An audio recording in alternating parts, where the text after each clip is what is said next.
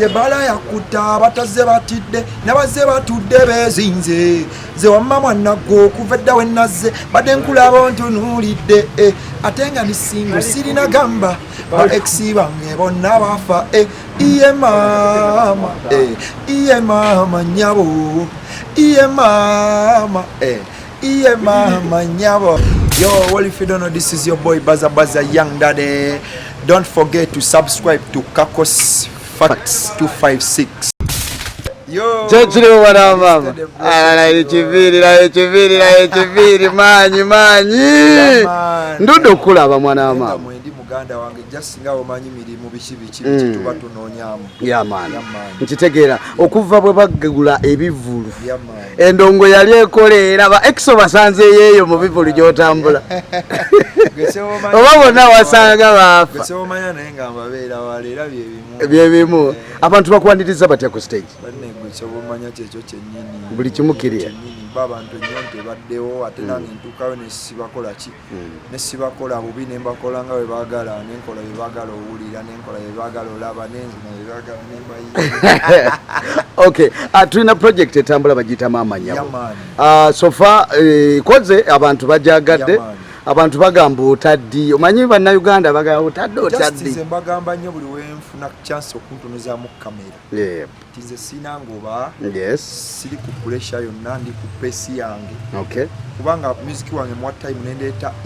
abantu bebagala owulira nze nkola kye bayita good music si boboga music good music mwe muva mega hit simanya hit biki nze nkola kye bayita good music mu time entuufu nenteekawo yani neninda bo kye bagala owulira music nga bwali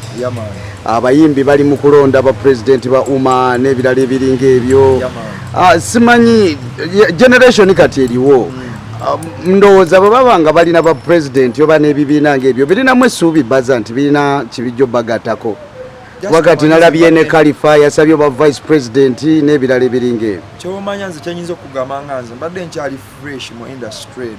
naye mbadde ebibiina mbiraba bingi nnyo nze nkyabyetegereza nga bo we nalaba nga waliwo abalina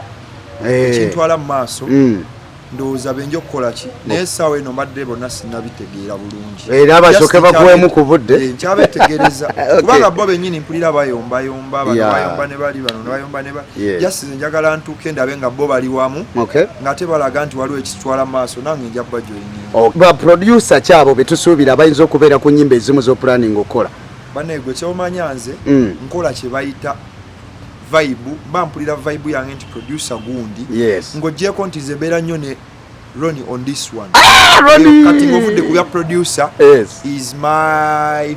personal bawati byonna waliwo omuntu personal byonna ku timu yange kwali era ne wemba ngenda kukola luyimba ne wemba ndukoleddewa aluuliramu of course aba ino kola ki aluuliramu so kati ba producers ate abakabi bangi mu Uganda nze nga wegambye nkola vibe ne ngamba nti kati eno gundi ono alabika jjajji kuba bulungi nga ngendewo oyo osegere nenge ennyimba zenyina kati ennyimba eziri ewaloni zokka mpitirivu ewaloni wokka ennyimba nakulaba ku Zina Awards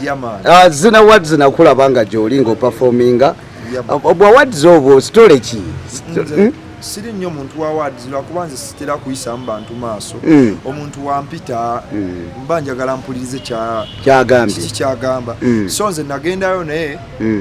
sasiima kale era n'ebyali mu awards ebyavaamu nolabaawo nenga okola ku radio okimanyi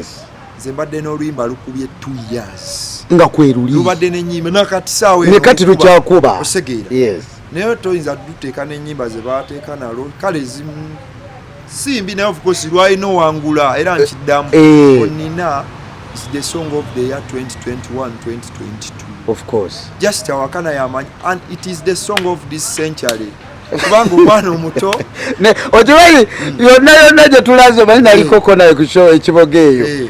n'akaana akato kayimba osegera omukadde ayimba omuto ayimba omuvubuka ayimba so kati just bo bebeebuzaabuza ng'abantu si ezo awardi z'ogamba ezo awardi nyingi naye nze kati awardi sikyaziriko okuba kintu nkola music ng'abayimbi nga David Lutalo mbuuliramu ali mu awardi naye omanyi David Lutalo kyekitegeeza ng'omusibi awo ekisaawo bamutadde ekyo kye bayita music I do good music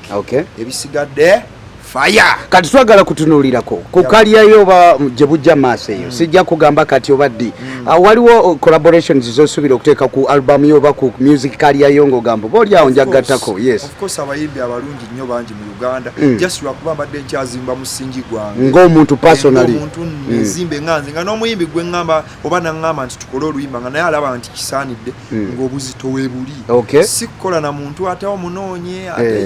ye ayagala by the way mwenoonya naye yennyini nga bw'ali alisitedde oluyimba lwaffe lulungi tulupike si bino nti gundi nyamba nze nsobola okukuba made manyi waliwo abasaba remix ya onninayo sijja gikola na mu Uganda mpozi ng'oli avudde mu nsi zeeyo nga terutuukangayo naye mu Uganda katogena dutwala waggulu ogena dwongerako wa lwatuuka buli we lulina okutuuka mu Uganda baza baza bugambo ki bw'oyinza okusembyayo okubuulira omulabi n'ali mu kugoberera n'ayagala music wo banne bannayuganda yonna gye muli kyenyinza okubagamba mwongere amatu eri abayimbi abatandika kubanga bangi nnyo be balina bye mutannawulira ate nange muganyongere kubanga am the music and when I say the music I mean business n'ekirala mugende ku handles zange zonna social media platforms Twitter, Facebook, Instagram, TikTok, YouTube nkozesa baza baza music buli wamu